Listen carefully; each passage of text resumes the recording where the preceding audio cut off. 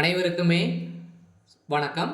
சற்று முன் கிடைத்திருக்கக்கூடிய ஒரு மிக மிக முக்கியமான செய்தி ஒன்று வெளியாகியுள்ளது. சற்று முன் உச்சநீதிமன்றத்தில் ஸ்டாலினை அசிங்கப்படுத்திய நீதிபதிகள் ஆளுநர் மீது வழக்கு பதிவு, இது மாதிரி பார்த்தீங்கன்னா இப்போ பார்த்தீங்கன்னா செய்திகள் வெளியே இருக்கு. ஸோ அதனால உச்சநீதிமன்றத்தில் என்ன நடந்தது அப்படின்னு பார்த்தீங்கன்னா இப்போ உதயநிதி ஸ்டாலின் அவர்கள் பார்த்தீங்கன்னா ஸோ ஆளுநர் என் ரவி அவர்கள் பார்த்தீங்கன்னா ஸோ தமிழகத்துக்கு பார்த்தீங்கன்னா சட்டப்பேரவைக்கு வராரு போறாரு, கால் மேலே கால் போட்டு ஸோ வராரு, எந்த ஒரு நடவடிக்கையும் ஸோ எடுக்க மாட்டாரு அப்படின்ற மாதிரி திமுக சேர்ந்த அமைச்சர்களும் உதயநிதி ஸ்டாலின் அவர்களும் பார்த்தீங்கன்னா இவர் அசிங்கப்படுத்தி பேசியிருந்த நிலையில் ஏற்கனவே திமுக ஆளுநர் என் ரவி அவர்களை பார்த்தீங்கன்னா தரைக்குறைவாக பேசி வருகின்ற நிலையில் தான் இவருக்கு எதிராகவும் போராட்டங்கள் நடந்தது.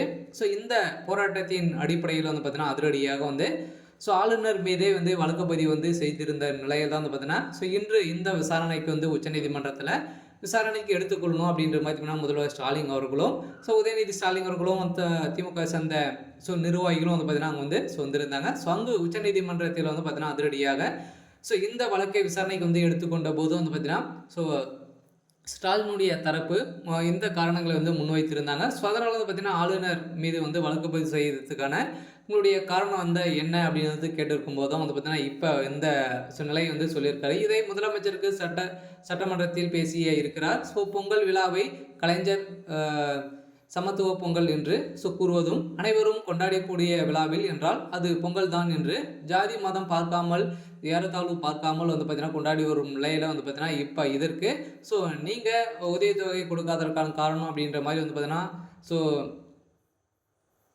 ஆளுநர் என் ரவி அவர்கள் கேட்டிருந்த நிலையில் தான் பார்த்தீங்கன்னா இதற்கு எதிர்ப்புகள் தெரிவித்திருந்த நிலையில் தான் பார்த்தீங்கன்னா ஸோ உதயநிதி ஸ்டாலின் அவர்கள் பார்த்தீங்கன்னா ஸோ தரகிரவாக பேசியிருந்தார்.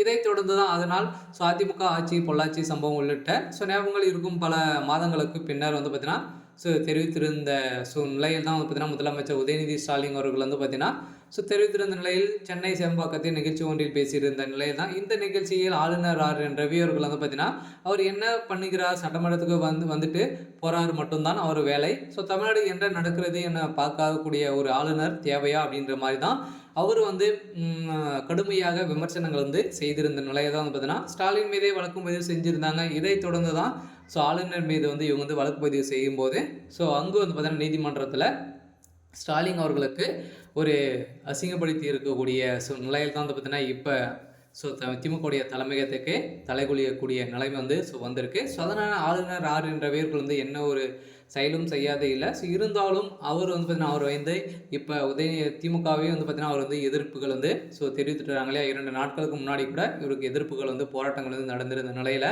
ஸோ இதாலும் பார்த்து கொண்டு இருக்கக்கூடிய ஸோ நிலையில் தான் பார்த்தீங்கன்னா இப்போ ஸோ அவங்களே பார்த்தீங்கன்னா வழக்கு பதிவு செய்து ஸோ அவரே ஆளுநரை ஒட்டுமொத்தமாக முடிக்கணும் அப்படின்ற ஒரே நோக்கத்தோடு தான் ஸோ திமுக செயல்பட்டு வருது அப்படின்ற மாதிரி இவர் மீது பார்த்தீங்கன்னா ஆளுநர் ஸ்டாலின் மீது வழக்கு பதிவு செஞ்சுருக்காங்க.